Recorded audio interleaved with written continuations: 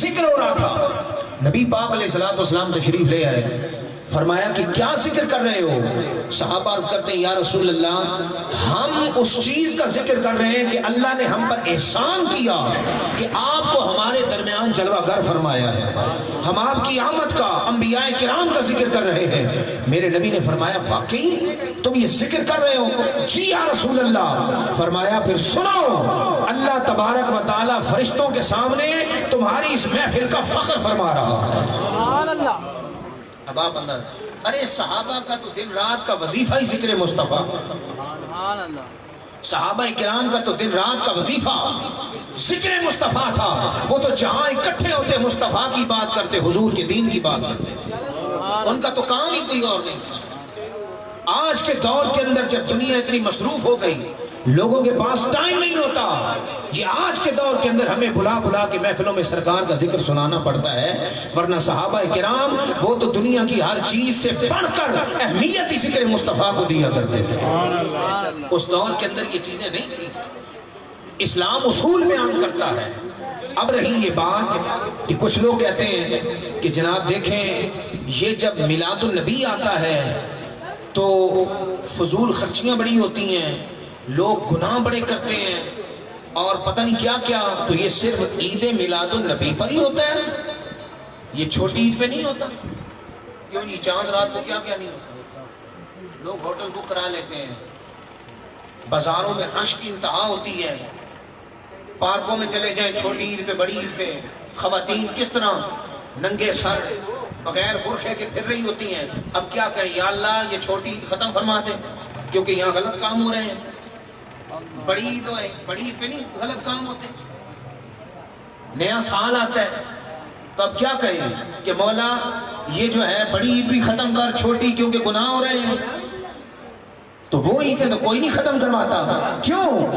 اصل اب شادی کرتے ہیں. اب شادی تو نکاح سنت ہے، لیکن اس شادی کی آڑ میں کتنے گناہ ہوتے ہیں، کتنی فضول خرچی ہوتی ہیں. کبھی کسی مولوی نے فتویٰ دیا کہ نکاح بند ہونا چاہیے، یہ تو گناہوں کا گڑھ بن گیا. 3 دن شادی ہال بک ہوتے ہیں، مہندی، بارات، ولیمے، اور اس میں بے پردگیاں، عیاشیاں، پیسہ، ناچ گانا، شرابیں، پتہ نہیں کیا کیا ڈانس پارٹیاں ہوتی ہیں.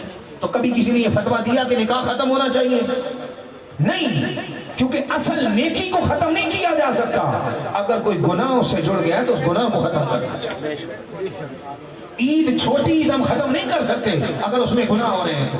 نہیں، جو گناہ کر رہا ہے اس کو روکنا پڑے گا. بڑی عید ہم ختم نہیں کر سکتے اگر اس میں کوئی گناہ کر رہا ہے اس کو. اسی طرح عید میلاد النبی بھی ہم ختم نہیں کر سکتے. کوئی غلط کر رہا ہے تو اس کو ختم کرنا پڑے گا. مسئلہ پتہ کیا ہے؟ ان کو سیلیبریشن سے کوئی مسئلہ نہیں ہوتا، منانے سے کوئی. ورنہ تو 14 اگست منائی جاتی ہے. امام سے بتائیں 14 اگست پہ کبھی کسی کا فتویٰ آیا ہے بھئی یہ حرام ہے؟ صحابہ نے اتنے ملک فتح کیے، کبھی کسی کا جشن آزادی منایا؟ انہوں نے تو طاقت کے زور پر فتح کیے تھے. 14 اگست پہ کبھی کسی کا فتویٰ آیا کہ جناب آرمی چیف صاحب یہ حرام ہے، خبردار آپ نے کس توپوں کی سلامی دی؟ وزیر اعظم کو فتویٰ گیا ہو، صدر پاکستان کو گیا ہو کہ کوئی تقریب منعقد نہیں کرنی، کوئی خطاب نہیں ہوتا ہوگا وزیر اعظم کا، نہ صدر کا، نہ آرمی چیف کا، کچھ بھی نہیں ہوگا. کبھی کسی کا فتویٰ 6 ستمبر منایا جاتا ہے، کبھی کسی کا فتویٰ تو منائے تو بہت سارے، اقبال ڈے منایا جاتا ہے، قائد اعظم ڈے منایا جاتا ہے، کیا کچھ نہیں منایا جاتا.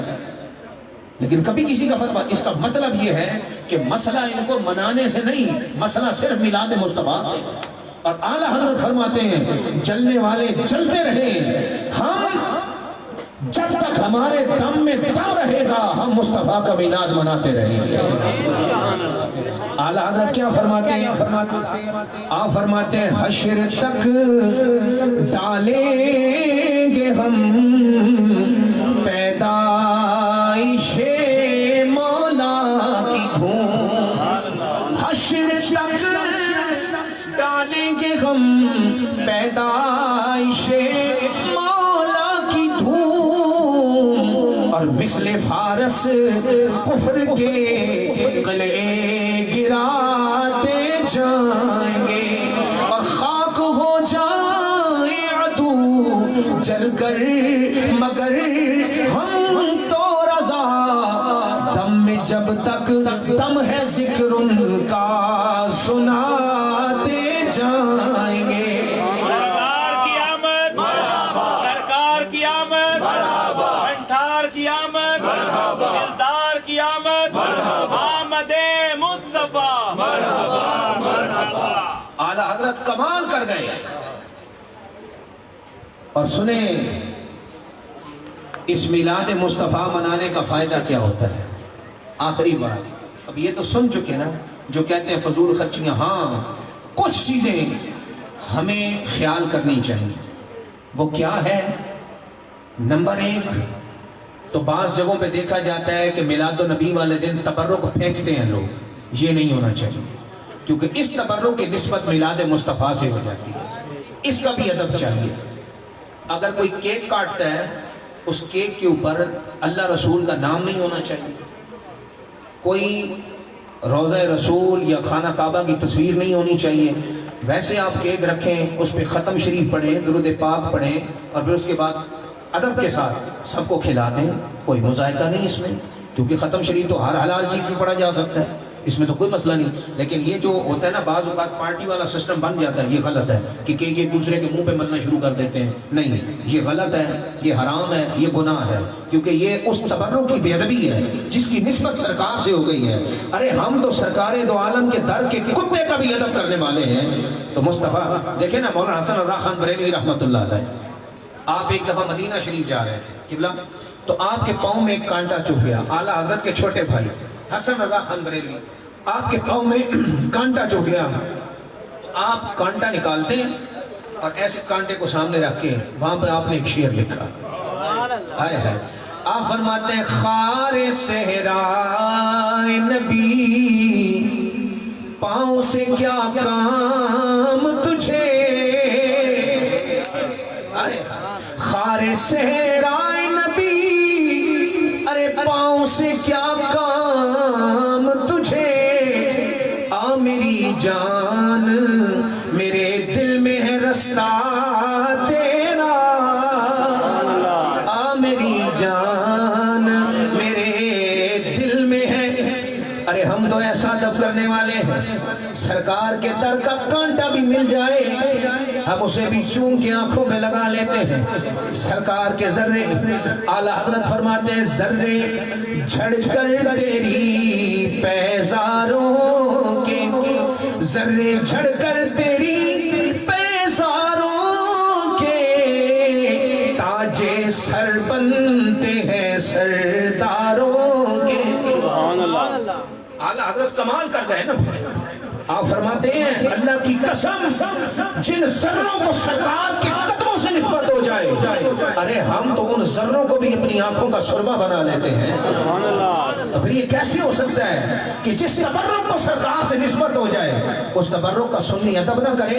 अरे सुन्नी की तो पहचान ही अदब है। सुन्नी तो कहते ही उसको है जिसका जाहिर भी अदब वाला होता है, जिसका बातिन भी अदब वाला ही होता है, जिसका बातिन भी अदब वाला होता है। तो ये चीजें हमें ख्याल, तबर्रुक का ख्याल रखें। खवातीन का बिल्कुल ये जाना बाहर गलत है, हराम है। बल्कि मैं तो यूं कहा करता हूँ, अमूमन जब जुलूस जाते हैं गलियों से जुलूस, तो बाज़ औक़ात खवातीन फूल फेंकती हैं, नहीं फेंक सकती हैं, हराम है ये। हाँ, छोटी नाबालिग बच्चियां बच्चे वो फेंके, उसमें कोई मुज़ाहिरा नहीं है। लेकिन जो बालिग खवातीन हो उनका फेंकना बिल्कुल हराम है, वो नहीं होना चाहिए।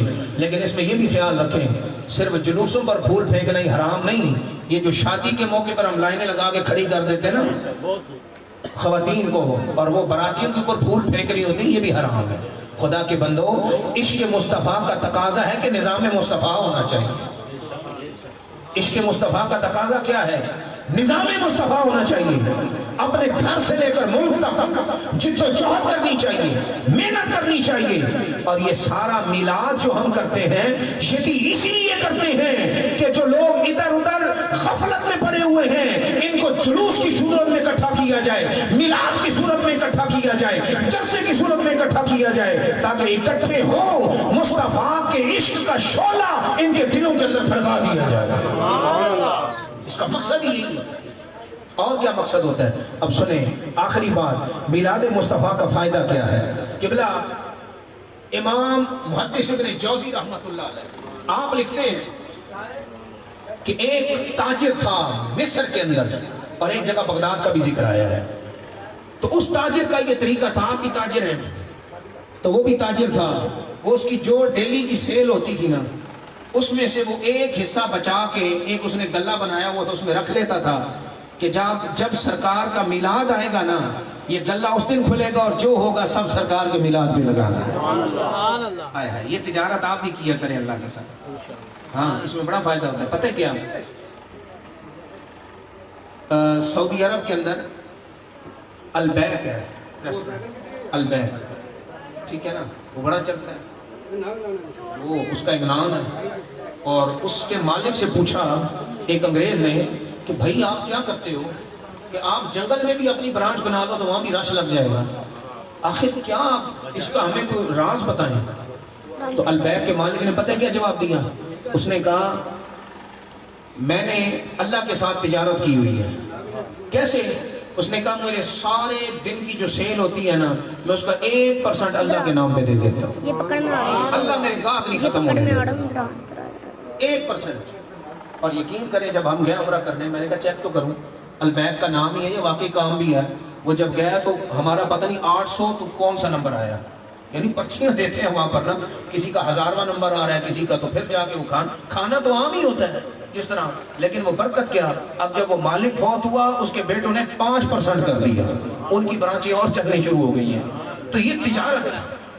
غالباً حضرت عبد الرحمن بن عوف یہ جب آئے تھے نا مدینہ تو بالکل کچھ بھی نہیں تھا. تو جب حضور علیہ السلام نے ان کا بھائی بنایا کسی انصاری کو، تو اب انصار نے بڑی محبت کا اظہار کیا، کہا کہ ہمارے کاروباروں میں شریک ہو جائیں آپ. حضرت عبد الرحمن بن عوف نے کہا کہ نہیں، مجھے شریک نہ کر، مجھے بس ایک مارکیٹ کے اندر کوئی چھوٹی سی جگہ بنا دے، میں اپنی محنت کر کے کماؤں گا. تو وہ فرمانے لگے. اب جب انہوں نے ایک چھوٹا سا جسے ٹھیا کہتے ہیں پھٹا، وہاں سے کام شروع کیا، اور دیکھتے ہی دیکھتے پورے مدینے کے سب سے بڑے تاجر بن گئے. بلین ٹریلین کے اندر پھر ان کی انکم تھی. ایک دن ان سے کسی نے پوچھا کہ جناب آپ ہمیں وہ راز تو بتائیں کہ یہ اتنی جلدی آپ تجارت میں ترقی کیسے کر گئے. اب آپ بھی تاجر ہیں، آپ بھی سن لیں. اب حضرت وہ کیا فرماتے ہیں، فرماتے ہیں میں اکیلا تجھے نہیں بتاؤں گا، سارے دکانداروں کو اکٹھا کر. بزنس کے راز کو دیتا ہے نہیں نہ دیتا. آپ تاجر ہیں، ہم نے بھی تھوڑی بہت کی ہے تجارت، تو بزنس کے راز تو کوئی نہیں نہ دیتا. بلکہ یہاں تو یہ حال ہوتا ہے کہ کوئی ایک چیز، ایک کپڑا کسی ایک دکان سے کوئی لے جائے اور وہ بکنا شروع ہو جائے تو ساتھ والے دکاندار کو دکان کا نام نہیں بتاتے، بلکہ اگلے کو کہہ دیتے ہیں اب تیرا کام میرے ساتھ ہی ہوگا، دوسرے کے ساتھ نہیں کر سکتا. یہ بھی ہوتا ہے نا، بانڈ ہو جاتا ہے، بھئی وہ میرے ساتھ والا ہے نا، اس کو کپڑا نہیں دینا تمہیں، میں نہیں دینا. اب سنیں حضرت عبد الرحمن بن عوف کیا فرماتے ہیں، سارے دکانداروں کو اکٹھا کر، میں یہ راز تجھے اکیلے کو نہیں بتاؤں گا، میں سب کو بتاؤں گا کہ میں کیسے ترقی پہ گیا. کہنے لگے جب سب اکٹھے ہو گئے، فرمایا میرے نبی نے مجھے 3 باتیں بتائی تھی عبد الرحمن، ان پہ عمل کرنا، رب تجھے ترقیاں دیتا جائے گا. کیا؟ نمبر 1 کہ زیادہ نفع کی لالچ میں اپنا مال روک کے نہ رکھنا، تھوڑا بھی نفع ملے مال نکال دینا. پہلا یہ نہیں کہ زیادہ ایک لگایا ہوا ہے کہ بھئی ہم نے اس سے 500 ہی کمانا ہے، نہیں، جو مل رہا ہے نا نفع تھوڑا سا بھی مل رہا ہے مال نکال، اللہ اس میں برکت دیتا ہے. یہ راز ہے، اللہ کے نبی نے بتایا. دوسرا فرمایا ایک کبھی جھوٹ بول کے اپنا مال نہ بیچنا، جھوٹ نہ بولنا، جو ہے سچ. اور ہم نے آج بھی ایسے دکاندار دیکھے ہیں کہ جو سچ بولتے ہیں، وہ ہوتے بھی ذرا ترخت لہجے کے ہیں لیکن بولتے سچ ہے، ان کا کاروبار بھی بڑا چلتا ہے. کئی ہم نے ایسے دیکھے ہیں ان کے لہجے بڑے ترخت ہوتے ہیں لیکن وہ سچ بولتے ہیں، جھوٹ بولتے ہیں، لینے لین کے چل شاباش، ان کا چلتا ہے پھر کام. کہتے ہیں مال ہمارا ٹھیک ہے. اللہ کے نبی نے فرمایا تھا جھوٹ نہیں بولنا، سچ بول کے مال بیچ، دیکھ رب کیسی برکت ڈالتا ہے. تیسری چیز فرمایا کبھی مال کی خاطر، دکان کی خاطر، گاہ کی خاطر نماز نہ چھوڑ دینا. نماز کو فوقیت دے. فرمایا عبد الرحمن یہ 3 کام تو کر، دیکھ رب تجھے زمین سے اٹھائے گا آسمانوں پر پہنچا دے. وہ فرماتے ہیں لوگوں یہ گر میں نے اپنایا، دیکھو میں پھٹے سے شروع ہوا تھا، آج مدینے میں اندر مجھ سے بڑا تاجری کوئی نہیں ہے، بلکہ عرب کے اندر ان کا نام تھا، جب وہ فوت ہوئے تو پتہ نہیں ان کی اربوں خربوں کے اندر جائیداد تھی۔ یہ 3 گر، تو یہ تجارت کیا کریں اللہ کے ساتھ آپ بھی۔ تو وہ بھی جو تاجر تھا نا مصر کا قبلہ، وہ بھی جو کماتا اس میں سے 1% اس نے رکھی ہوئی تھی کہ یہ سرکار کے میلاد کے لیے ہے، وہ جمع کرتا رہتا۔ جب 11 ربیع الاول آتی، 12 ربیع الاول آتی، وہ جناب رات کو اپنا گھر سجا لیتا، لائٹنگ جو بھی ہوتا وہ کرتا، اور سارا دن علماء کا آنا جانا، محفل ہوتی رہتی، سرکار کے نام کا لنگر تقسیم ہوتا۔ اس کے قریب ہی یہودی کا گھر تھا، تو ایک دن یہودی کی بیوی اسے پوچھتی ہے کہ یہ مسلمان یہ کیا کرتا ہے ہر سال؟ اس نے کہا یہ اس لیے کرتا ہے کہ یہ دن اس کے نبی کی ولادت کا دن ہے۔ اچھا یہ اتنا خرچہ کرتا ہے اپنے نبی کی آمد میں، اتنا پیار کرتے ہیں؟ اس نے کہا پگلی تو جانتی نہیں مسلمانوں کو، مسلمان عمل میں کمزور ہو سکتا ہے، عشق مصطفیٰ میں کمزور نہیں ہو سکتا۔ تو نہیں جانتی یہ کتنے دیوانے ہیں اپنے نبی کے، یہ تو جانے تک دے دیتے ہیں۔ اس نے کہا اچھا ان کے نبی کے اندر ایسی کیا خاص بات تھی؟ انہوں نے کہا بات یہ ہے میں نے بھی اپنی تورات پڑھی ہے، ان کے نبی کی شانیں تو اللہ نے ہماری تورات میں بھی لکھ دی ہیں۔ اب اس نے کچھ حضور کا تعارف کروایا، وہ بی بی سوچتے سوچتے سو گئی کہ پتہ نہیں کیسے ہوں گے وہ نبی، کیسی شان والے ہوں گے کہ جو ان کے غلام آج تک کتنی محبت کرتے ہیں ان سے۔ اب یہ سوچتے سوچتے سو گئی نا، ادھر آنکھ لگی ادھر خواب کے اندر کملی والے کا دیدار ہو جاتا ہے۔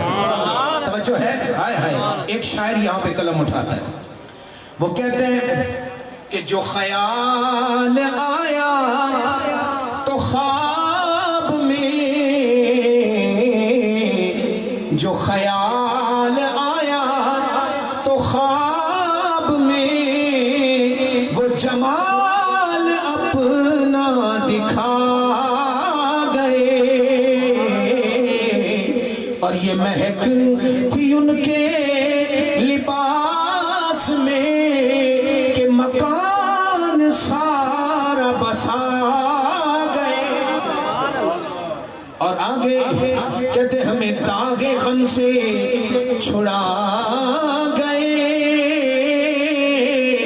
ہمیں اپنا جلوہ دکھا گئے، ہمیں داغ غم سے چھڑا گئے، ہمیں جلوہ اپنا دکھا گئے، اور وہ نبی احمد دلربا میرے بگڑے کام بنا گئے۔ اب وہ کہنے لگی خواب کے اندر دیکھا کچھ نورانی صورتوں والے، توجہ، نورانی صورتوں والے قافلے کی صورت میں آ رہے ہیں۔ وہ ایک بزرگ کا دامن تھام کے آگے کھڑے ہو کے پوچھتی آپ کون ہیں اور یہ کس کی آمد کی تیاری ہو رہی ہے؟ اس نے کہا تو جانتی نہیں، آج آمنہ کا لال تیرے پڑوسی اپنے گھر اپنے غلام کے گھر میں اس کے میلاد میں تشریف لا رہے ہیں۔ اس نے کہا اچھا تو یہ کون ہے؟ کہا یہ حضور کے ساتھ صحابہ کرام کی جماعت۔ اس نے کہا اچھا میں آپ کے نبی سے اگر کوئی بات کرنا چاہوں تو آپ کے نبی مجھ سے بات کریں گے؟ انہوں نے کہا کیوں نہیں، ضرور کریں گے۔ وہ کہنے لگی اچھا، انتظار میں کھڑی ہو گئی، سرکار دو عالم تشریف لائے، آ کے کہتی ہے یا رسول اللہ میں ایک یہودی عورت ہوں، آپ کا کلمہ نہیں پڑھتی، آپ والا میرا مذہب نہیں، لیکن یہ بتائیں اگر میں کوئی آپ سے سوال کروں آپ مجھے جواب دینا پسند فرمائیں گے؟ میرے نبی نے فرمایا ہاں، آمنہ کا لال تو دنیا کے اندر آیا ہی گرتوں کو اٹھا کر اپنے سینے سے لگانے کے لیے ہے۔ اس نے کہا یا رسول اللہ آپ کیوں آئے ہیں یہاں پر؟ میرے نبی نے فرمایا میرا یہ غلام ہر سال میری محبت میں اپنے گھر میں محفل سجاتا ہے میرے نام کی، اس سال یہ اتنے عشق سے سجا رہا تھا کہ میری رحمت کا تقاضا ہوا کہ اس سال یہ اکیلا نہ رہے، آمنہ کا لال خود جا کے اس کی محفل میں شامل ہو جائے۔ میں اپنے غلام کے گھر محفل میں آیا ہوں اور یہ میرے صحابہ ہیں۔ اس نے کہا یا رسول اللہ آپ اتنی محبت کرتے ہیں اپنے غلاموں سے؟ فرمایا ہاں، میرے رب نے تو میرا ذکر قرآن میں فرمایا حریص علیکم بالمؤمنین رؤوف رحیم، अरे ये नबी तो अपने गुलामों से हिर्स की हद तक मोहब्बत करता है। उसने कहा या रसूल अल्लाह, आप अगर इतनी मोहब्बत करते हैं तो मैं एक अर्ज करूं? फरमाया हाँ। कहने लगे अगर मैं आपका कलमा पढ़ के आपके गुलामों में शामिल होना चाहूं आका, तो मुझ जैसी गुनाहगार को आप अपने गुलामों में जगह अता फरमा देंगे? फरमाया क्यों नहीं। मेरे नबी ने उसको कलमा पढ़ाया, कलमा पढ़ के मुसलमान हो गई। जब आंख खुली उसकी तो ईद हो गई, कलमा जाहिर में भी उसने पढ़ लिया। अब उसके दिल में ख्याल आया, कहने लगी कि इस मिलाद की बरकत से अल्लाह ने मुझे ईमान अता फरमाया है, अल्लाह ने मुझे सरकार की ज़ियारत अता फरमाई है, क्यों ना मैं भी अपने घर के अंदर मिलाद सजाऊं सरकार का। अब वो भी तैयारी करना शुरू हो गई। उसके शोहर ने देखा, कहने लगा ये क्या कर रही है? कहने लगी सरकार का मिलाद कर रही है। उसने कहा है तू तो यहूदिया है, तू क्यों मुसलमानों के नबी का मिलाद कर रही है? उसने कहा ना ना, कल तक थी, रात को कमली वाला ख्वाब में आके खुद कलमा पढ़ा के अपना गुलाम बना गया, अब मैं मोहम्मद अरबी की गुलाम हूँ। अब शोहर कहने लगा फिर ऐसा करते हैं, आज चल तू और मैं दोनों मिलाद सजाते हैं। उसने कहा तू तो यहूदी है, कलमा तो मुझे पढ़ाया। उसने कहा ना पगली, कमली वाला आके खाली तुझे कलमा नहीं, रात को मुझे भी कलमा पढ़ा गया है। ताजदारे खत्मे नबूवत जिंदाबाद, ताजदारे खत्मे नबूवत जिंदाबाद, सरकार की आमद, सरकार की आमद, पंठार की आमद, आमदे मुस्तफा। दोस्तों ये मिलाद मुस्तफा ज़ियारत मुस्तफा का जरिया बनता है, ये मिलाद मुस्तफा काफिरों के ईमान का जरिया बनता है, ये मिलाद मुस्तफा मुस्तफा की आमद का जरिया बन जाता है, गुलामों से सरकार का ताल्लुक मजबूत करने का जरिया बन जाता है। लेकिन ये बात याद रखें, ये बात याद रखें कि इश्क फकत मिलाद और नारे तक नहीं होना चाहिए। इश्क होना चाहिए तो 5 वक्त मस्जिद में जाके सजदा अदा करके भी होना चाहिए। मैं अक्सर एक बात कहता हूँ, 2 किस्म के लोग हैं, इस पर बात खत्म करूंगा। एक वो लोग हैं कि जो तबलीग दीन के लिए फिरते हैं, बहुत ज्यादा बिस्तर उठा उठाकर, वजन उठा उठाकर झुकते हैं, सजदे लंबे लंबे करेंगे, रुकू लंबे लंबे, झुकते बहुत हैं। लेकिन उनसे कहो ना उठ के जरा दरूद व सलाम भी पढ़ लो, कहेंगे कितने लिखे नहीं, कहेंगे नहीं। हालांकि यही लोग खड़े होकर कौमी तराना पढ़ लेते हैं, समझ नहीं है। कौमी तराना खड़े होकर पढ़ना जायज है, मुस्तफा पे दरूद पढ़ना न जायज है। हाय हाय, हम कहते हैं चलो तुम्हें तराने मुबारक, हमें मुस्तफा का मिलाद मुबारक, मुस्तफा पे दरूद पढ़ना मुबारक। भाई अगर देखे ना फिर बात बंदा एक ट्रैक पे रहे ना, तो रंगी छोड़ दे या करंग हो जाए, ठीक है, तो वो झुकेंगे बहुत, सरकार की खातिर उठ नहीं सकते।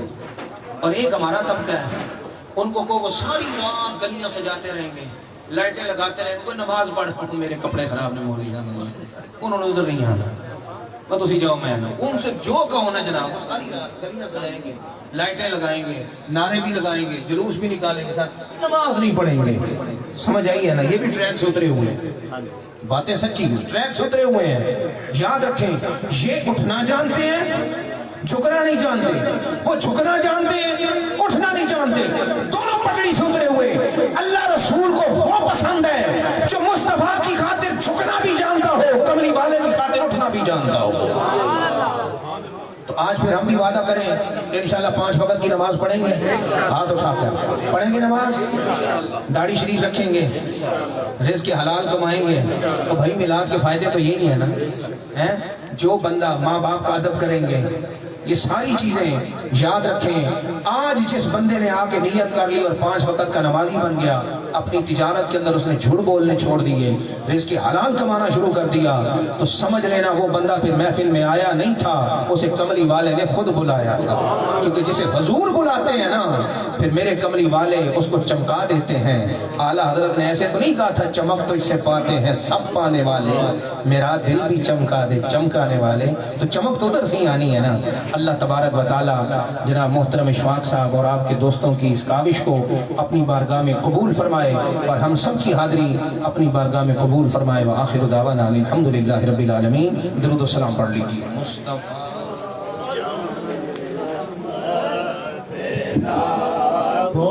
सलाम शमाए बज़ में हिदायत पे ला